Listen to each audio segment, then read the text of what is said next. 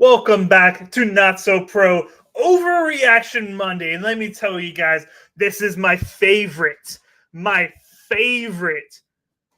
of show that we do here on NSP. I love to overreact every single Monday and go over all the crazy stuff that has happened over the week. And let me tell you guys, all you out there that have had not the greatest week one, let me just tell you something. Pick up your spirits. At least you're not a Panthers fan. At least you're not a Panthers fan. Gosh. At least you have that going for you. All right. But hey, Vincent, how are we feeling this Overreaction Monday? Your team got a dub. How you feeling, man? Well, honestly, I love the game. The only part that I did not like is how our offensive line performed in the first half. But to get the win over the Broncos again for it was probably the third or fourth time in a row, feels good, especially with all the noise they were making, saying that they got the next franchise quarterback. And maybe he is, but right now he's still got a ways to go. All right. Well, we're going to get right into these overreactions. And we got a big one to overreact to start off, guys, because we just got some humongous news right before we went live. CMC, Christian McCaffrey, is out tonight. Out of there. He's not going to be starting, not going to be playing at all for Monday Night Football. And let me tell you, if you are a fantasy owner right now that was down maybe like 2 points and just need CMC to get literally 20 runs, you are, what do we call it, Vince? SOL, man. You are SOL. You are up straight out of luck now. Yeah.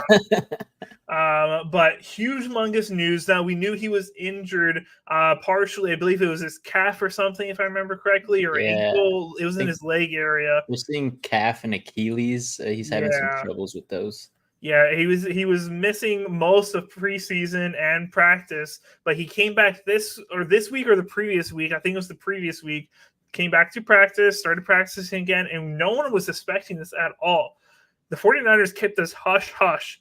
And I didn't know he was a game-time decision. I thought he was just 100%er. I didn't know he was questionable. I thought he was going to be starting 100%. And turns out, right before the game, they said he's a no-go. Yeah, man.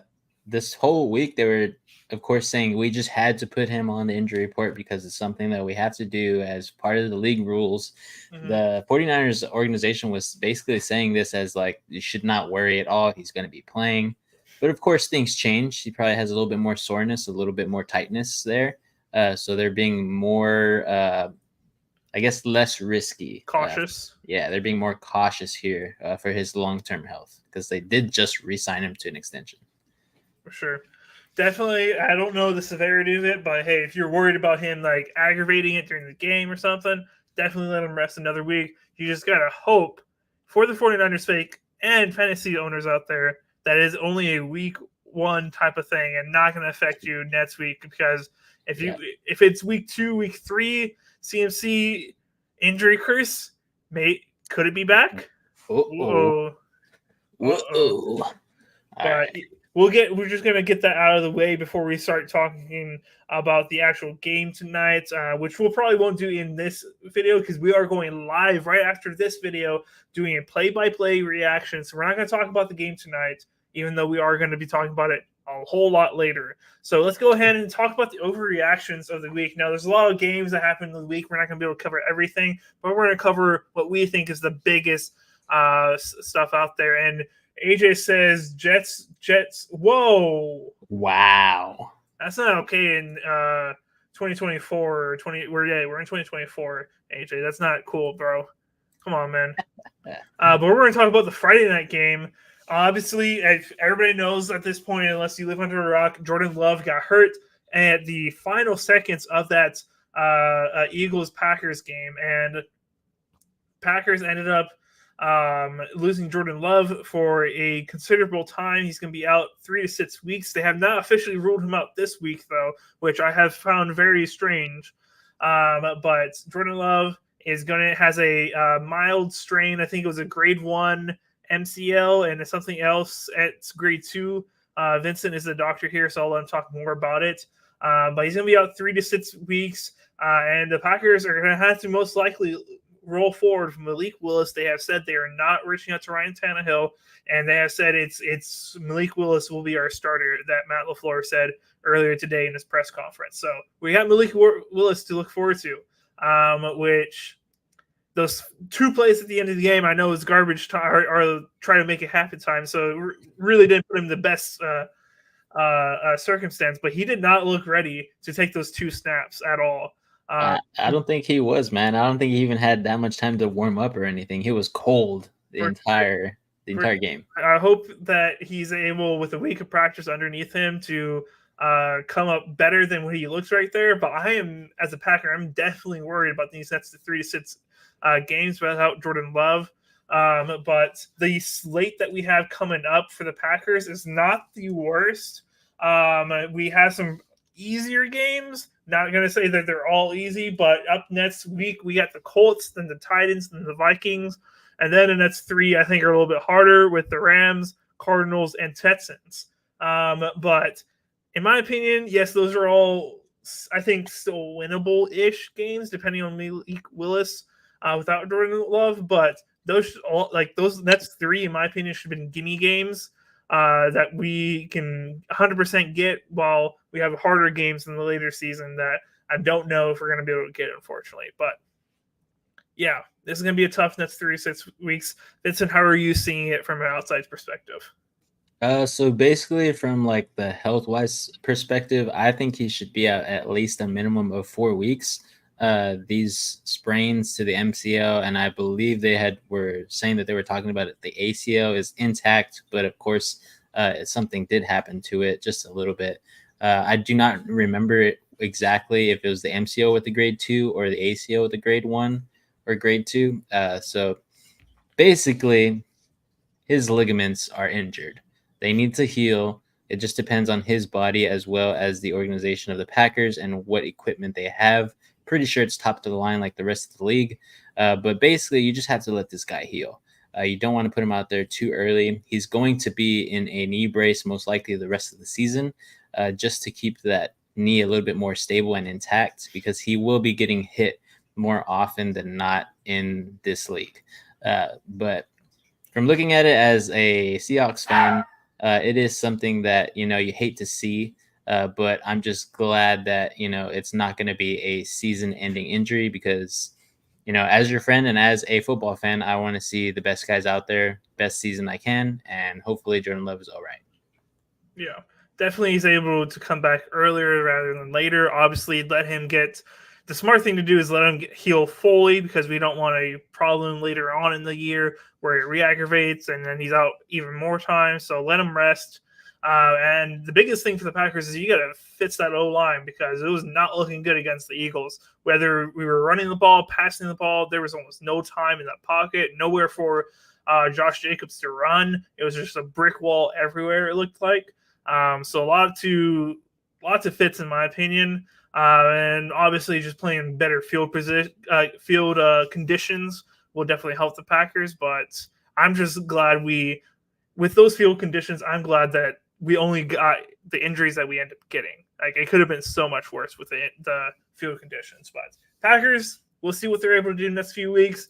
Definitely Matt LaFleur is going to have to reach into his bag of tricks and come up with something to help Malik Willis be the most successful quarterback that he can be. But it's definitely going to be interesting, him going against the Titans in week 3. I really hope he has a good game against them. That would be awesome to watch. All right. Next up, we got a question for us, Vince. And this is a tough one. Now, which team here is worse? Is it the Panthers or is it the Giants? And if you guys are watching right now from home, I want you guys to put it in the comments what you think is the worst team, the Panthers or the Giants. Vince, I'm going to let you go first. You're muted. Yeah, sorry about that. I said, honestly, the Panthers put up more points than the New York Giants. The New York Giants just look totally dysfunctional. Daniel Jones has not been a good quarterback. I can say that maybe that Bryce Young has been a little bit better than him on his decision making. He's still a little bit reserved as a younger quarterback than Daniel Jones is, who is already getting paid the big bucks. So, he's just going to let it fly out there. And he's not that afraid to make some mistakes, in my opinion. from what it looks like. But in my opinion right now, I think the Giants are the worst team. But I think the Panthers are probably going to be the team that does not win as many games as the other. I think the Panthers still have a depth chart that is not NFL ready. They still have some guys that need to develop. And I think that they should not so tank, but continue to play the best they can. But really, I don't think this season is going to be anything to play for besides personal stats and team camaraderie.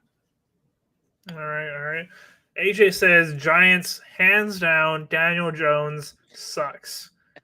Dude hates that guy. And Gabriel says the Patriots are the worst team. Wow, Gabriel. Wow.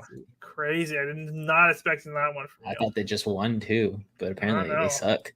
I know. For me, I think I'm going to lean more towards the Panthers. They let up 47 points against the Saints, which the Saints, it's not a bad offense by any means. I think Derek Carr just had the perfect game in my opinion. But yeah, I don't really think that the Panthers have a very good roster at all. Bryce Young, I don't know if he's ever going to look good in this league. I'm hoping that they don't discourage him by benching him. You got to keep playing him through all the ups and downs. And let him play into year 3, and then you can start making decisions on him. AJ says the favorite Lions would whoop on them. Depends which year.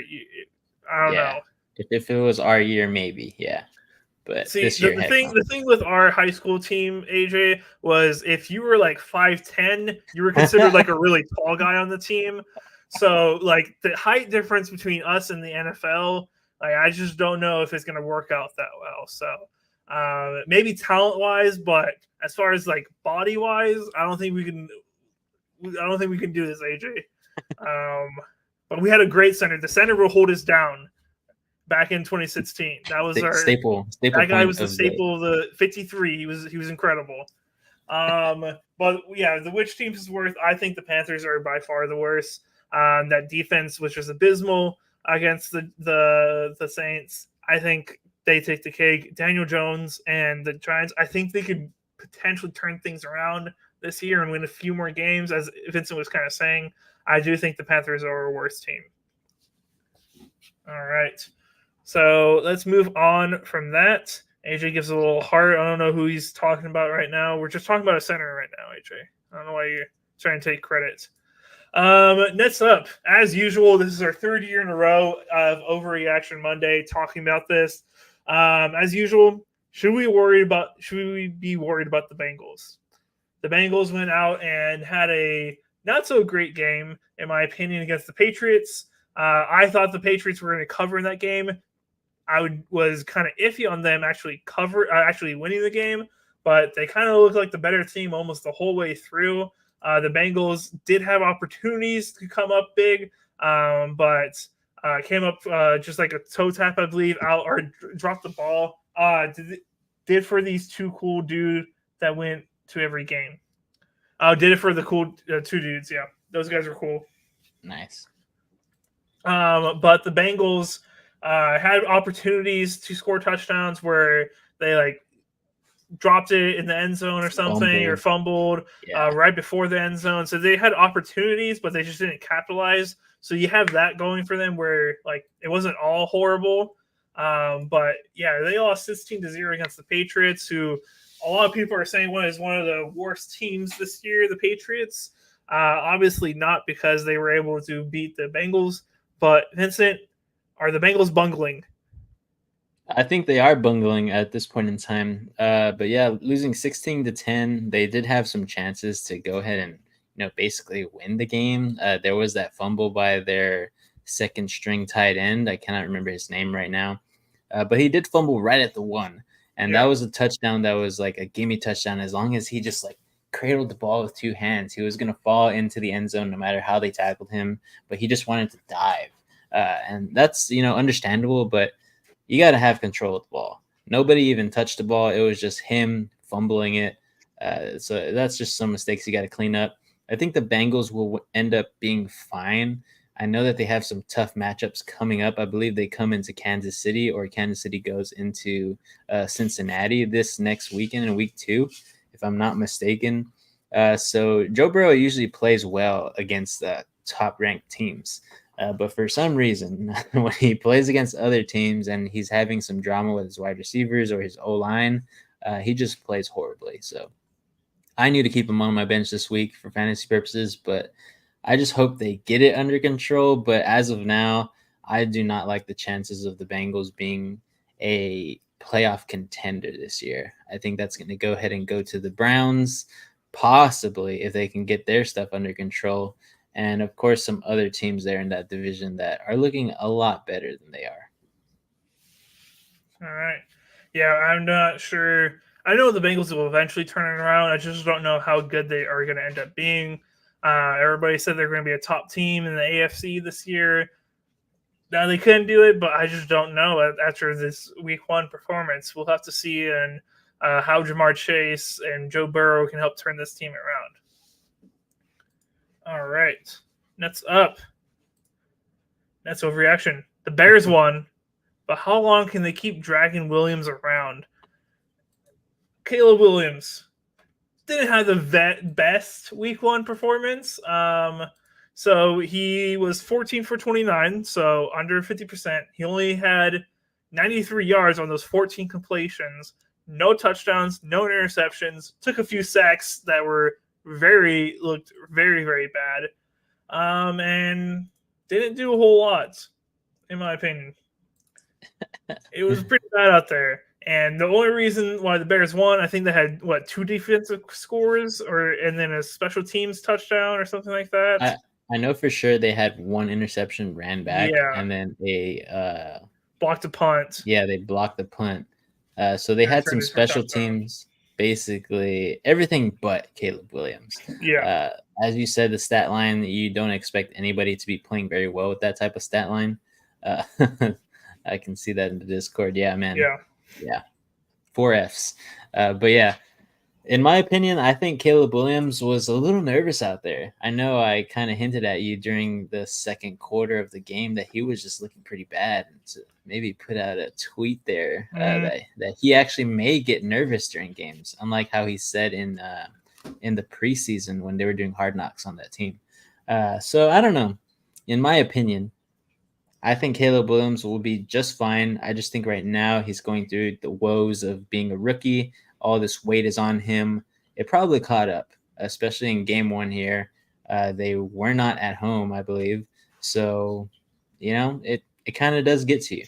But hopefully he can turn it around. I still have, decently high hopes for him. I think he is a good quarterback. He has a good depth chart around him on the offensive side. And, of course, we saw the defense, they're pretty good. I'm not saying they're, top of the league right now, but they hold their own and they got that dub because of that. But other than that, I think Williams might be dragging at least 1 or 2 more games after this.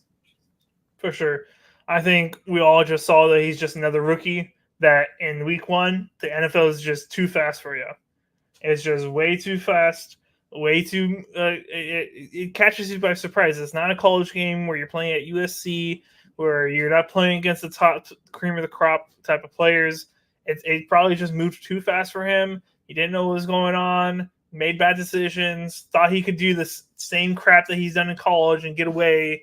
But it's just not going to work like that all the time in the NFL. It's a much higher level and caliber of play, and he just wasn't ready for that, in my opinion. Do I think he can turn it around? Yes. I don't think this is going to be his entire career. At least I hope not. I really hope it's not this terrible.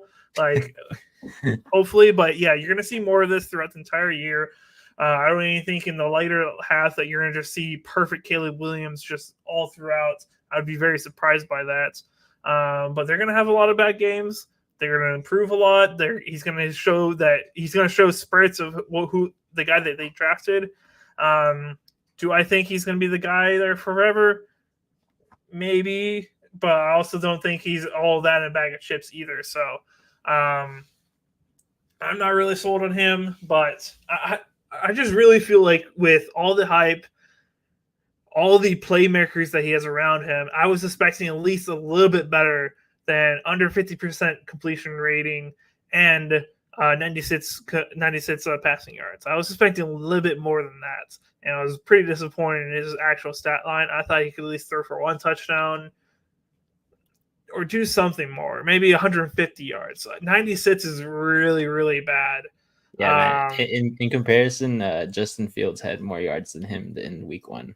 So if he wants to be the first quarterback to pass, what is it, like 4,000 yards or 3,000 yards? Yeah, he's got to step it up. Yeah, 4,000 yards, 30 touchdowns. Nobody's ever done it for the Bears. Yeah, he's not on pace right now. Definitely not on pace. Maybe year 2, or maybe year 3. We'll see. But definitely not the greatest start for Caleb Williams. We'll see if he's able to turn it around.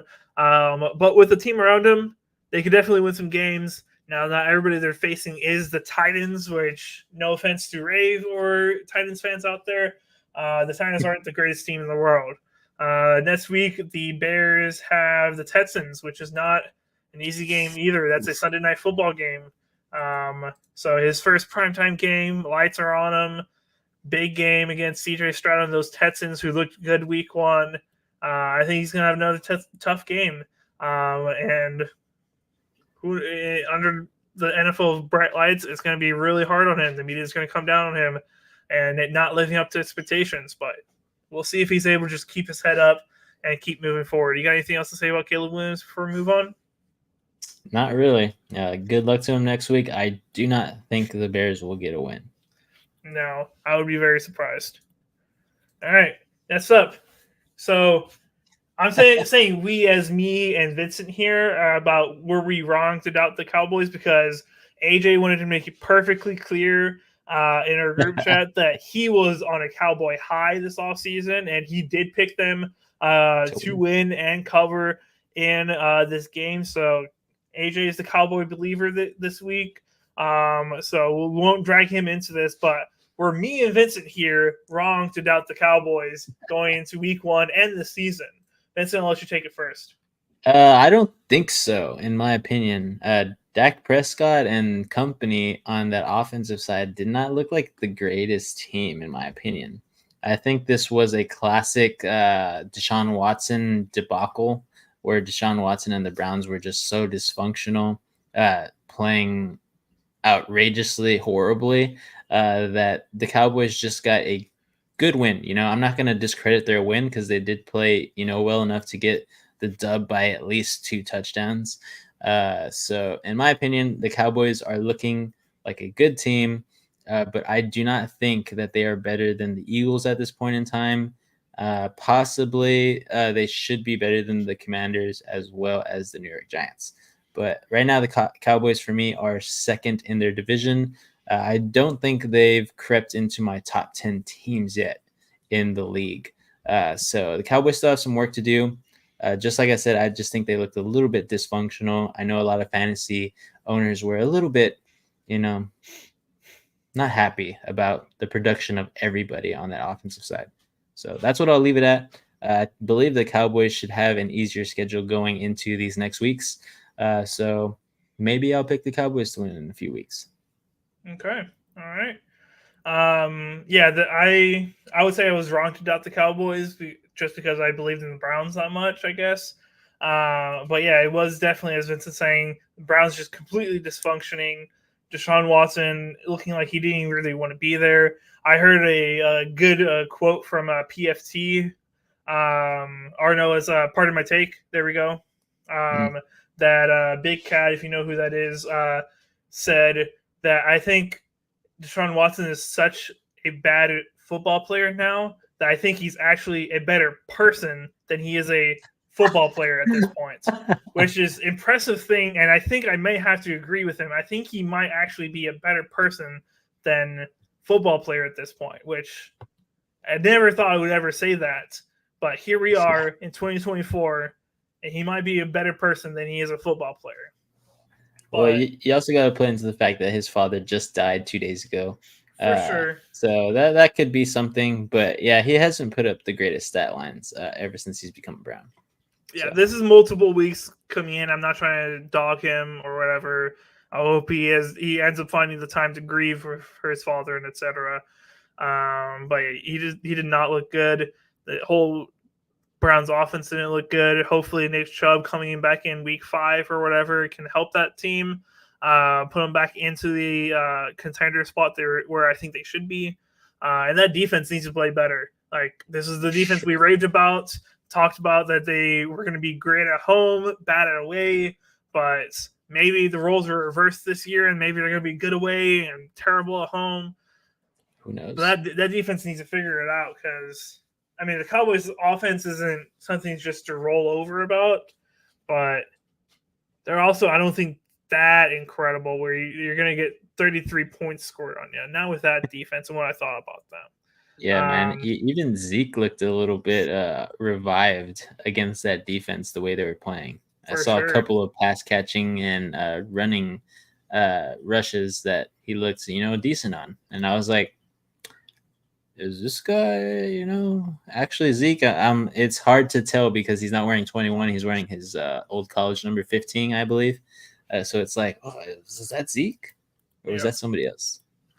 Yeah, so Zeke got 10 carries, which was most on the team, 40 yards, averaging 4 yards per carry, which is pretty dang good. Yeah, it's not bad. In my opinion. He got a couple of pass catches in there, too. That looks, not too bad. Yeah, I'm not too sure how I feel about the Cowboys moving forward. I do think they're about 500 team. They're going to win 9, lowest 10 games. But I don't think they are at the championship level they have been at the past couple years. So I'm still doubting them, but you proved me wrong this week. We'll see if you do it again next week. Yep. Anything else you want to say? Nah, I just think that they have a better matchup next week than the Browns and the Saints, who just clobbered on the Panthers. So they're coming in with a high right now. So see how they do next week. All right. So, Vincent, I have a very important question for you. So I made a prophecy. You did about 2-3 years ago, I think. At this point, I was trying to find the video earlier today to bring the clip up of me calling him the potential MVP. It was a bold prediction, but Baker Mayfield 4 touchdowns this week 1 against, who were they playing? I'm blanking. The Commanders, which isn't the greatest team, but 4 touchdowns nonetheless. Still a great game from Baker. Currently, he is the front runner of MVP, in my opinion. Like, there was not a lot of great offensive performances this week 1. Baker had the best. 4 touchdowns, 4 tutties against his former team. Or no, not the former team, the Commanders. I'm very much excited to see what Baker's able to do this year. I mean, he was able to keep all his weapons. I think he can do a lot of great things. Now, I do want to bring up, and give me a second here, because we have a friend here, a co-host, that constantly talks about that he was always a Baker Mayfield supporter. And I pulled up a clip. The receipts. I pulled up the receipt. I didn't find all the receipts, unfortunately, because there's a lot of videos and a lot of minutes that we've gone through, but I was able to find one of them. And I'm going to play this little clip here and call out our co-host AJ about how he's always been a Baker supporter. Look at the nostalgia. And the Browns was a sucker. That's what he was wanting. And the Browns was a sucker to do it. Yep. They ruined the relationship with their quarterback, which a business is a business, Baker. Grow up. Grow up, dude. Look at Jim. That's what he was. Not a Baker supporter. Not a Baker supporter. He wants him to grow up. Two-faced. He says, "What is this AI videos?" That's straight from the NSP channel, AJ. Straight from the NSP channel. Don't even try to scrub the video. We got the proof. You got the receipts, man. Call up Nestor right now. So I'm a K98. I have been the biggest Baker supporter since like 3 years ago, when on our first offseason of the show, I said he had a good chance of winning the MVP. And man, was I wrong that year. And it's been a long time coming, but hey, he's the first. He's number 1 right now. He's if the season ended today, Baker Mayfield MVP. And last year he looked pretty good last year as well. I know he was in the conversation for a few weeks. But yeah, I think that was the same year that I said, same offseason where I said that Jalen Hurts was going to be the MVP candidate. I Yeah. think he placed second that year. But yeah, Baker Mayfield, I mean, if I'm talking about, MVP candidate, he looks like what Jalen Hurts looked like to me 2-3 off seasons ago. So I don't think it's a long shot, especially with the way that he's gotten to know the Buccaneers offense organization. They look like they really trust the guy. Yeah, they were able to award him a big contract this offseason. I forget the numbers wise, but it wasn't even that big of a contract. It was the biggest contract he's ever had, but I believe he was in the 40 mil area somewhere, which is great for him, great for the Buccaneers. And he is showing that, hey, I have deserved and earned this contract with this first game. We'll see if he's able to carry it into other games. Did you ever find the contract details? Yeah, so he got 3 years, 100 million. So it's a 33 a year average, and he got 50 million guaranteed. So he signed all the way until 2028 with the Buccaneers because it was an extension. Man, the Bucks got a steal. steal there for the way he's playing currently.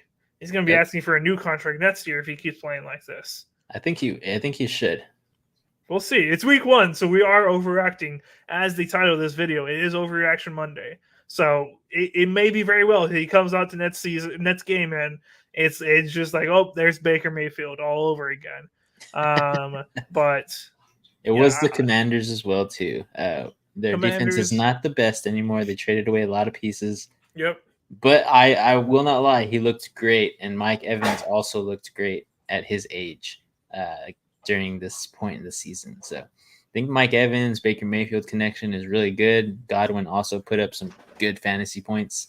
And Rachaad White really, really helps that offense. I mean, that guy is an angry runner.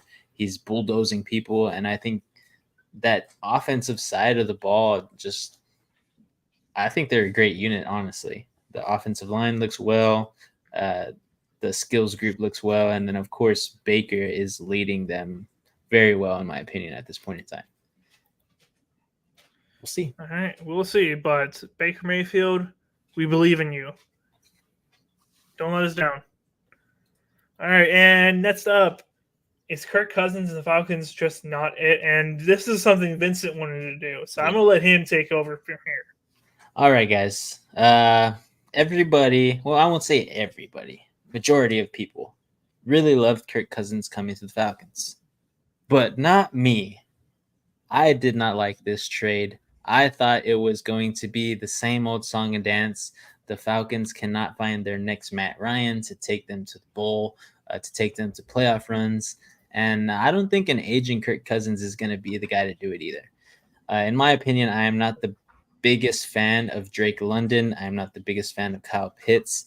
And I'm not a biggest fan of the entire Falcons team. I don't think they're a great team, in my opinion. Everybody's saying they think they're going to win the division.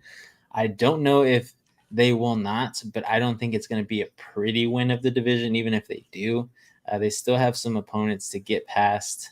But in my opinion, Kirk Cousins is just not it in this system. He needs a top-of-the-line wide receiver, hinting at Justin Jefferson, who he had before his injury. But Drake London and Kyle Pitts are not it. In my opinion, they won't be it for the next 2 years in this league, even if they get there. Everybody was raving about getting these guys in fantasy, saying that these guys are the next guys to be those it factors. And just like Kirk Cousins, they are not it.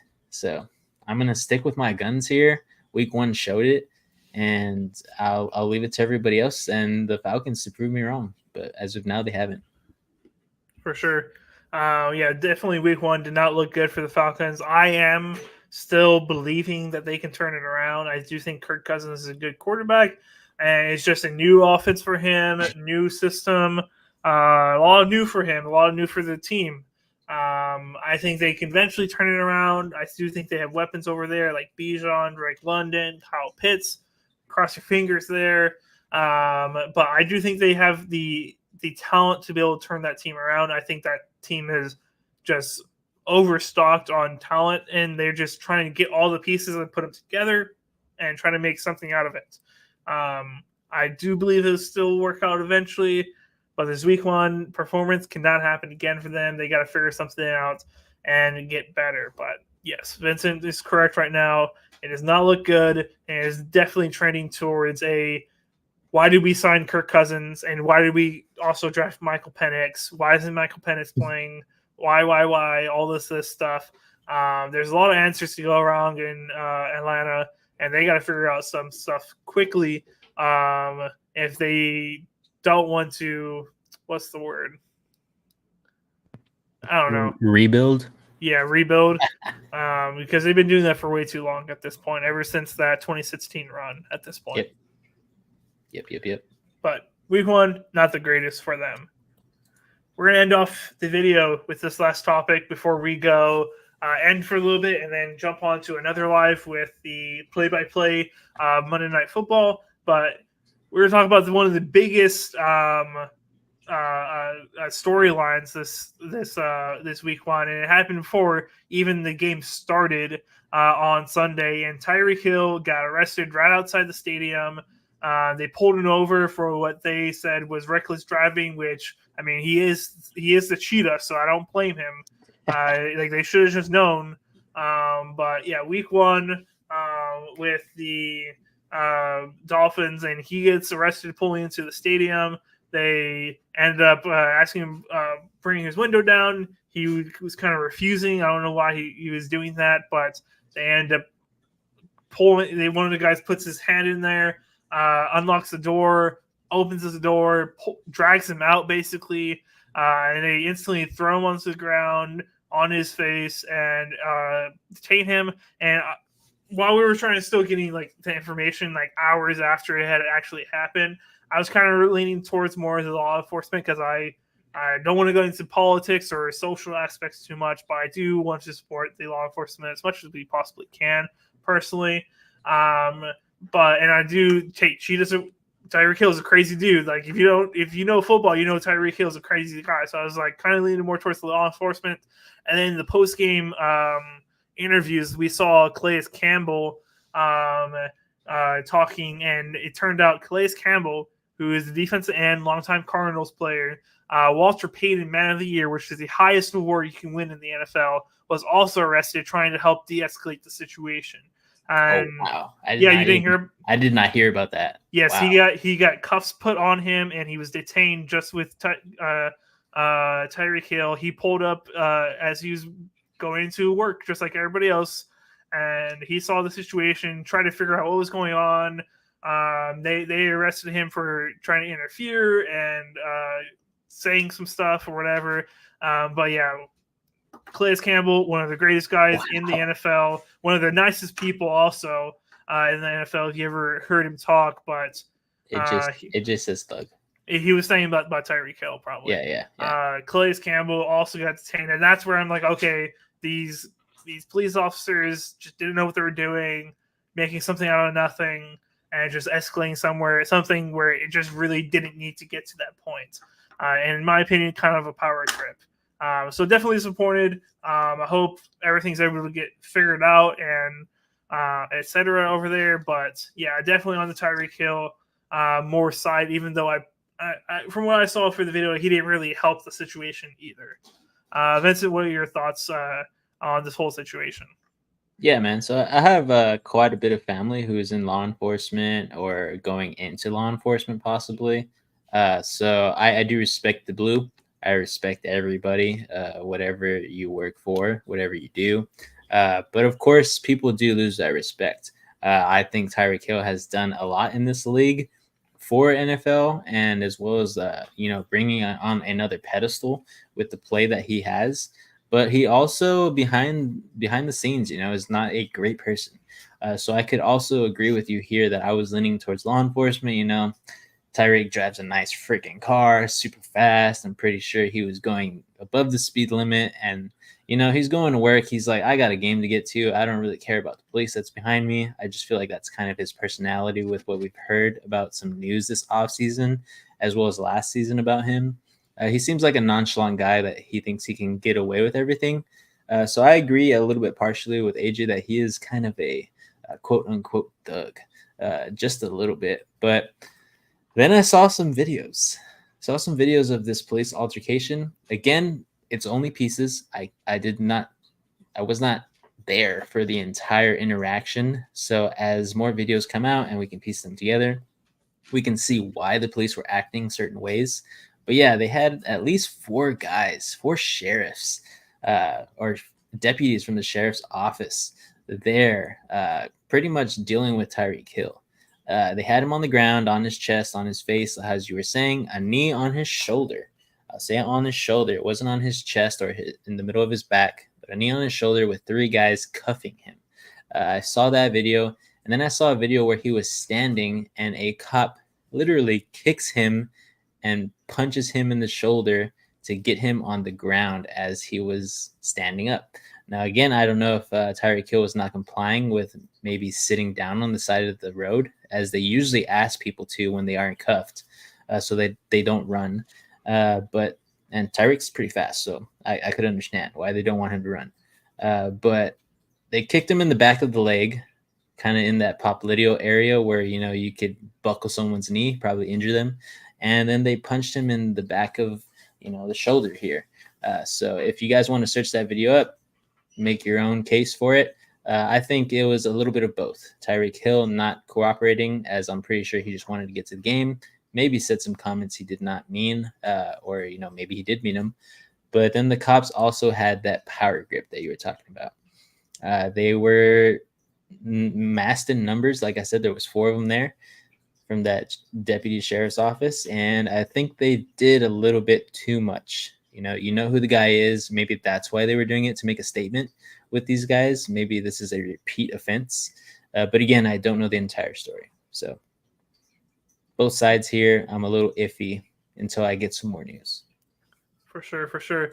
I think what we could all agree on is his touchdown celebration, where he put his hands behind his back and Waddle perfectly came up and grabbed him and started walking with him.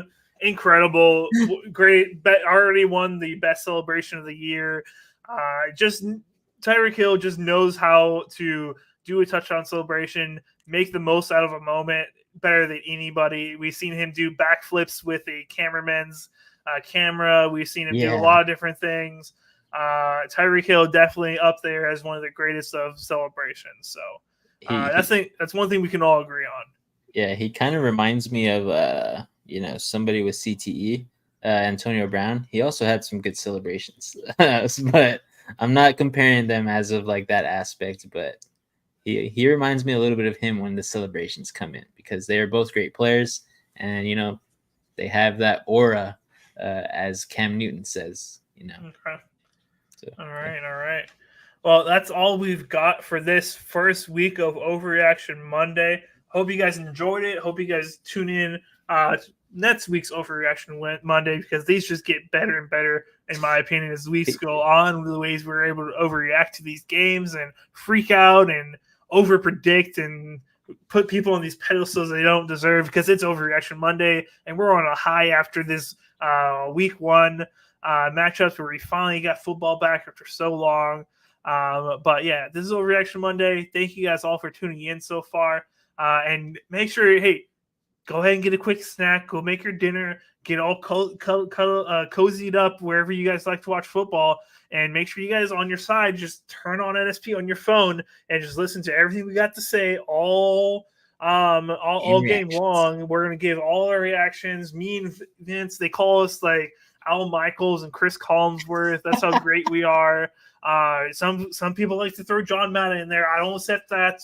He's just too great, But we're going to be giving our commentary the whole game. And you can also just jump in there, ask us questions about fantasy, the games, etc. We can go off on tangents as well. But we are going to be reacting to that game, so make sure you guys stay tuned for that.